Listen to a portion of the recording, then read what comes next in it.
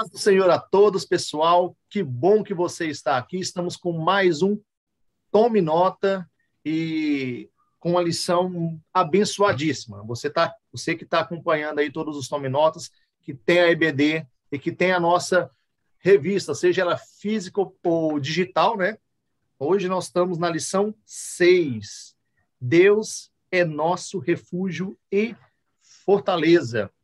E eu também quero aqui apresentar o nosso irmão João Norato, evangelista João Norato, ele que é o escritor dessa lição abençoadíssima, ele que é graduado em Química pela UEG, está fazendo pós-doutorado também, e é um cara fera demais.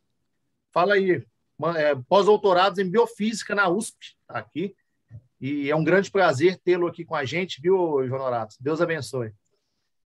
Amém, irmão Marcos. Que bom, que alegria poder estar com vocês aqui.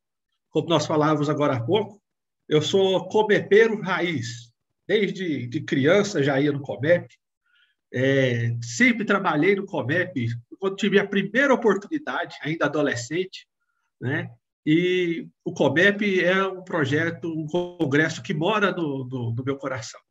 E eu tive a alegria aí, junto com o Eberson, toda a diretoria, de iniciar esse projeto, né, da revista Ensinando as Nações Jovens.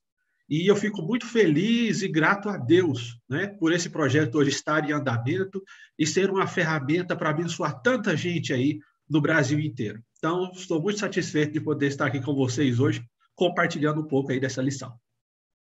Glória a Deus, e nós nos sentimos tão felizes e honrados tê-lo aqui conosco, viu? Amém. E, pessoal, já quero deixar aí claro para vocês que na descrição do vídeo está ali o link para você baixar a revista, caso você precise, não tenha baixado ainda, tá bom? E siga-nos nas redes sociais, Instagram, Comep, @ComepMorada, YouTube, TV Comep. Fique ligado em todas as informações que nós vamos estar soltando, liberando para vocês. Então, sem mais delongas, vamos lá.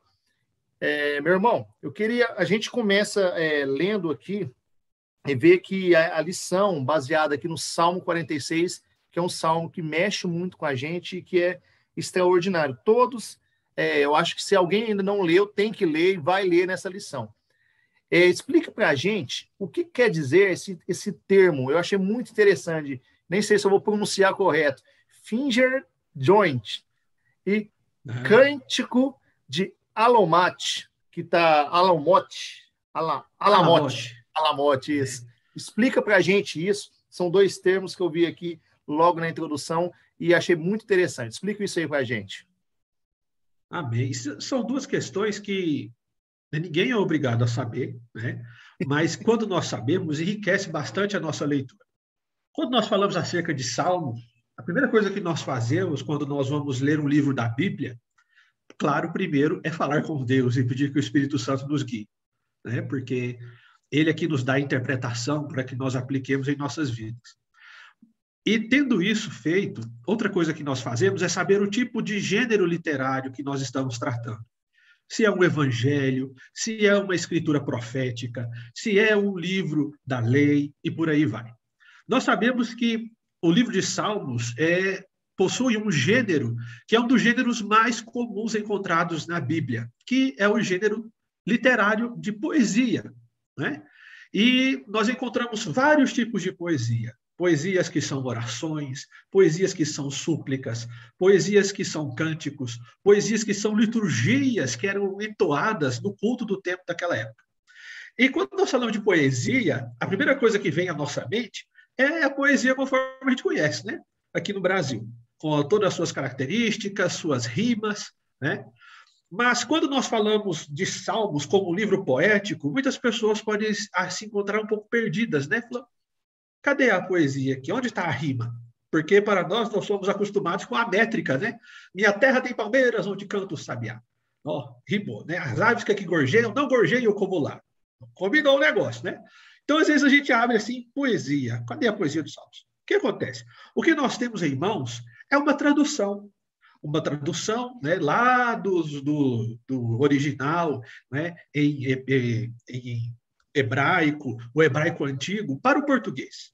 E as ferramentas que eram utilizadas para dar a riqueza poética para o livro naquela época são ferramentas que muitas das vezes são perdidas durante as traduções, por ser tratar de línguas diferentes, distanciadas por, podemos dizer aí, quase 4.000 anos de diferença, né? Isso aí, querendo ou não, vai fazendo perder uma série de características da poesia hebraica daquela época.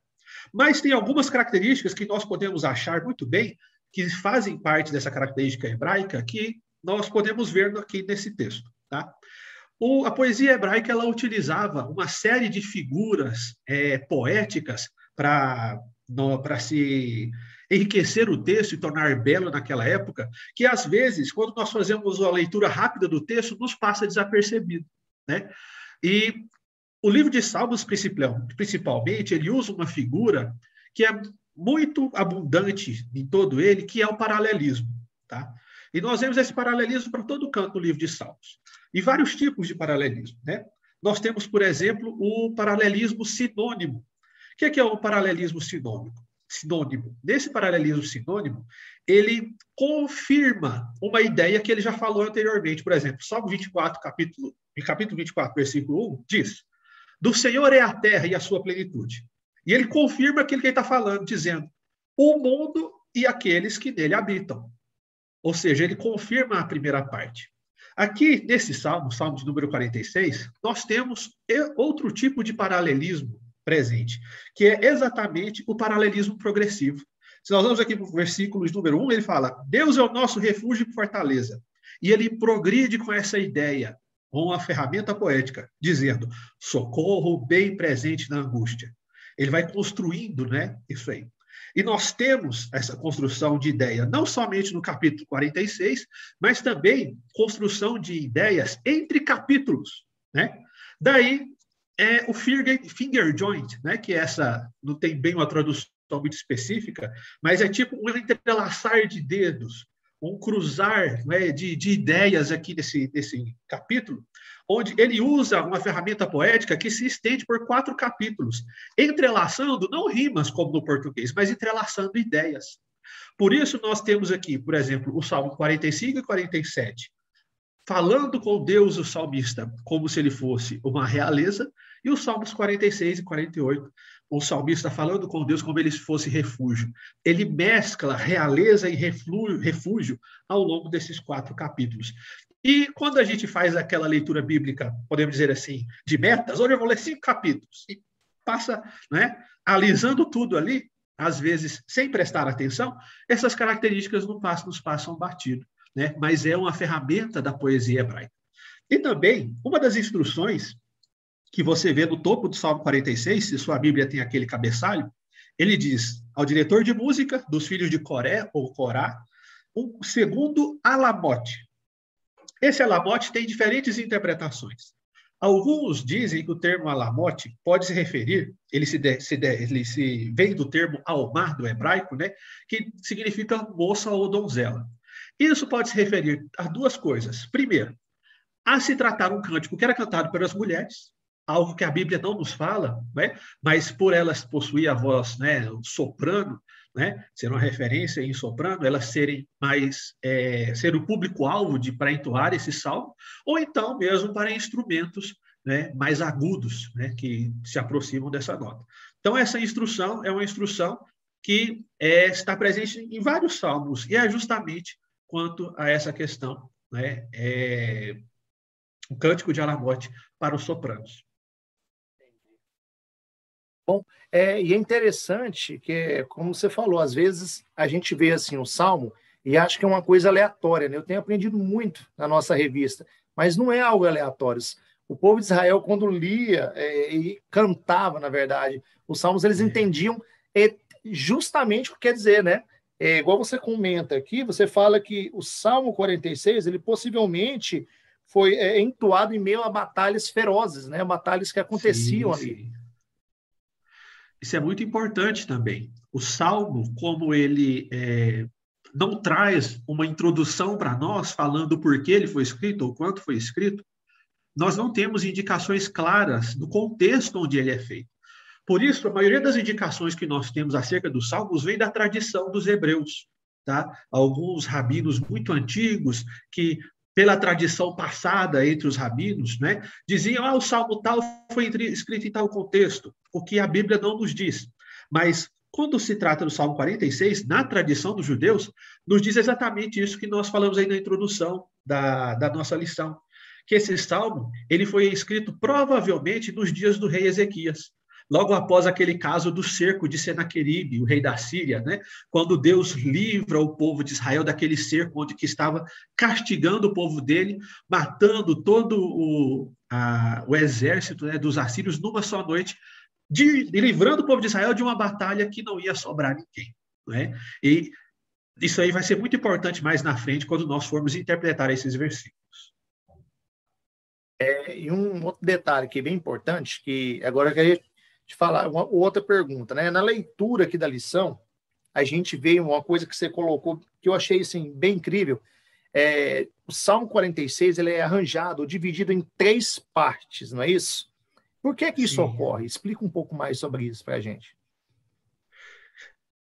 Como eu estava falando anteriormente, nós infelizmente temos essa mania feia, né? De pegar, hoje eu vou ler o Salmo. E ali, ler o Salmo, não é? Corrido, às vezes, sem meditar e tudo mais, e perdemos muito desses detalhes.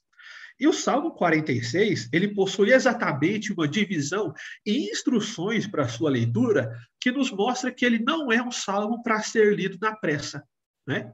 Quando nós vimos aí o salmo, ele é dividido em 3 estrofes, e o que marca a finalização de cada uma dessas estrofes é uma palavrinha que você vê aí na sua Bíblia, a maioria delas tem, que é selá.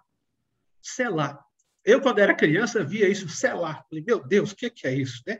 Selá para todo lado.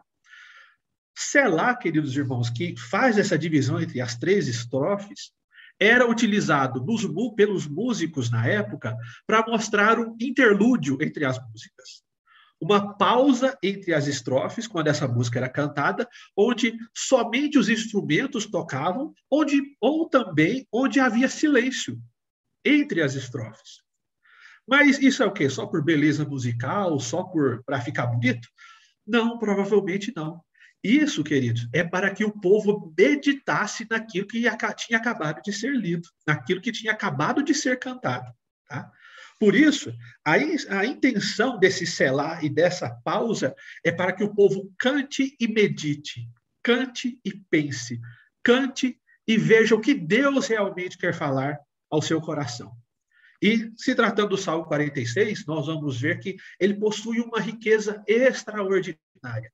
E grandes são os frutos que nós podemos colher quando nós praticamos o selá, a meditação, em cada um desses versículos, como instruído aí pelo escritor aí há 4.000 anos atrás.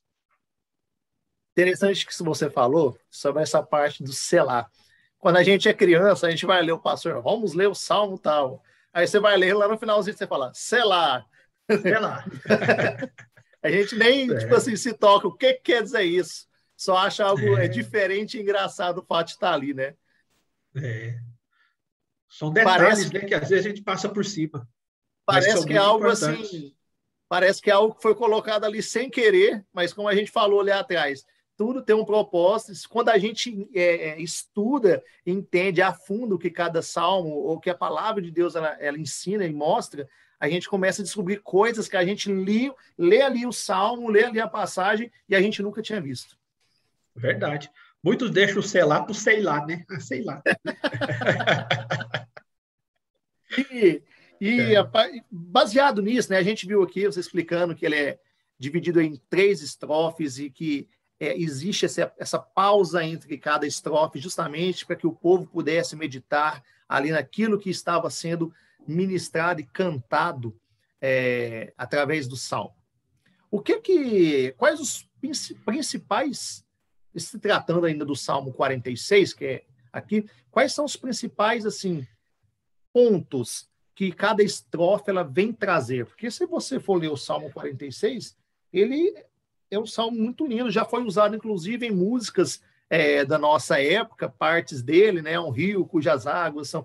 Então, assim, o que cada parte é... O que você poderia falar para a gente? Cada estrofe dessa, os principais pontos que ela apresenta. Tá.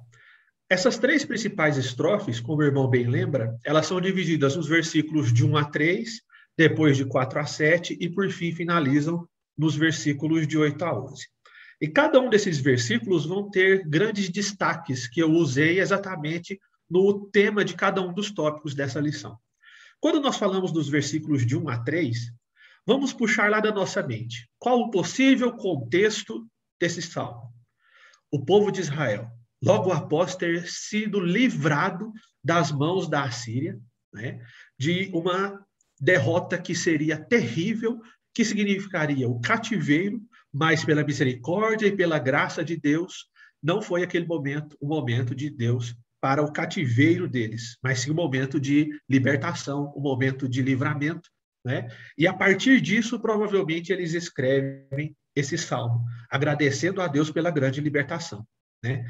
Então, eles começam esse salmo, na primeira parte, nesse ponto, onde Deus é o refúgio e Deus é a nossa força, delimitando e mostrando uma característica de Deus exatamente nesses 2 pontos, que é o nosso Deus como nosso refúgio e força.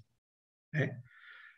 O que eles viviam naquele momento? Para eles, como sociedade, como indivíduos, o mundo estava praticamente desmoronando ao redor deles, caindo em pedaços. Eles não seriam mais uma nação. Se eles tinham filhos, seus filhos seriam levados escravos. Se eles eram velhos, provavelmente seriam mortos. E do nada, Deus dá esse livramento. Um livramento que vem das mãos de Deus. Um livramento que vai muito além do que as mãos daquele povo poderia fazer naquele tempo. Por isso, eles veem, nesse versículo de 1 a 3, Deus é nosso refúgio e fortaleza, socorro bem presente na angústia. Mostrar para mim e para você que Deus é uma fonte eterna que não esgota de refúgio para as nossas almas. Refúgio e força, independente da ocasião, independente da circunstância. E assim ele parte para o versículo 2, falando, pelo que não temeremos, ainda que a terra se mude, ainda que os montes se transportem para o meio do mar, ainda que as águas rujam e se perturbem, ainda que os montes se abalam pela sua braveza. Aqui ele usa outra figura de linguagem, outra ferramenta poética que o povo judeu usava naquela época, que é a imaginística. Ele está mostrando, Deus é o nosso refúgio e fortaleza. Agora, o que eu posso fazer para o leitor? Imagine o escritor pensando, para fazer com que o leitor imagine Deus como seu refúgio e fortaleza. Sabendo que Deus é maior que todas as coisas, o que existe de físico que o homem pode contemplar, que é grande, que é poderoso e que está além das forças dos homens? Então ele usa a imaginística. Ele leva a imaginação daquele que está lendo para os grandes montes. O que a gente pode contemplar com os nossos olhos de maior e mais poderoso do que uma grande montanha? O que nós podemos contemplar com os nossos olhos de mais forte e agitado que o mar durante uma tempestade? Caótico, né? E é o que eles viviam. Uma tempestade terrível, como se uma montanha fosse cair sobre eles, que estava muito além dos controles. E assim ele passa a mostrar, a partir dessas figuras que trazem a imaginação do leitor, que Deus é uma fortaleza em meio à tempestade. Deus ele é uma fortaleza em meio ao caos da vida. Tá? Deus é aquele que nos garante um refúgio e um lugar de descanso, independente da ocasião, independente da circunstância, independente do momento difícil que você tem passado. Deus é aquele que nos guarda nesse momento. E é interessante nós ressaltarmos um ponto que não está na nossa lição. Esse salmo, esses 3 primeiros versículos, vai completamente contra uma fé triunfalista que por anos tem sido pregado nas igrejas, infelizmente. Uma fé de que Deus vai acabar com os seus problemas. Uma fé de que sua vida agora vai ser um mar de rosas. Uma fé que você não vai ter problemas, não vai ter frustrações, e agora com Jesus Cristo, você já está no céu praticamente. Aqui, o Salmo não nos diz nada disso. Não nos fala de um Deus que faz sumir a tempestade, não é? Mas um Deus que nos dá refúgio em meio à tempestade. Um Deus que nos é um abrigo em meio à tempestade. Um Deus que é como um castelo no mais alto monte, que nos dá um refúgio ali naquele monte, naquela montanha, uma fortaleza. Porque uma das características da vida é que a vida ela é dinâmica, ela é imprevisível, né? A vida muda o tempo todo, tem suas lutas, tem suas dificuldades, mas o salmista vem nos dizer que, independente da circunstância, da dificuldade, da luta, o negócio pode estar feio. Deus tem para mim e para você um refúgio. Deus tem para mim e para você um socorro. E ele fala ao final do versículo número 3, sempre presente na adversidade. E quando nós vamos para a segunda parte, a terceira estrofe, que vai de 4 a 7, o cenário ele dá uma mudada. Sai das dificuldades, não é? Dos mares revoltos, das montanhas, e ele muda para o céu. E o salmista começa a falar. Enquanto aqui, me desculpe a palavra, o pau está quebrando, onde Deus habita, não tem dificuldade. Onde o nosso Criador habita, não tem crise. Onde o nosso Criador habita, não tem pandemia. Onde o nosso Criador habita, não tem nada de uma dessas coisas que ele acaba de nos relatar. Mas sim, existe um rio onde ele habita, que flui do seu trono. O rio de águas vivas, a água que Jesus oferece para a samaritana lá no poço em João 14. Que se nós bebermos, nunca mais teremos sede. E isso em meio às dificuldades da vida, em meio às tentações que nós sofremos, né? Tudo isso para nos mostrar que o nosso lugar de proteção não está aqui no horizontal, das nossas coisas, dos nossos bens, mas o nosso lugar de proteção está lá em cima, no alto, onde Deus habita. Nosso lugar de proteção está em saber que Deus está constantemente conosco na vida dos salvos, né? Isso porque ele nos deu seu Filho Jesus Cristo e o Espírito Santo. Quantas vezes, né, a gente não tem essa mania feia de ficar olhando demais para os lados e esquece de olhar para cima, no meio da luta, da dificuldade. E esse salmo está falando para nós que Deus, ele está no comando de todas as coisas e ele não só mas como ele sempre será o nosso refúgio, a nossa fortaleza. Lembra de Maria Madalena lá no jardim? Ela está lá, mataram Jesus, sepultaram Jesus, e ela ali com a missão triste de ir lá, não é? Levar os perfumes para o túmulo de Jesus Cristo, para poder, né, fazer todo o ritual que os judeus faziam com seus mortos. E quando ela chega ali, o corpo de Jesus não está.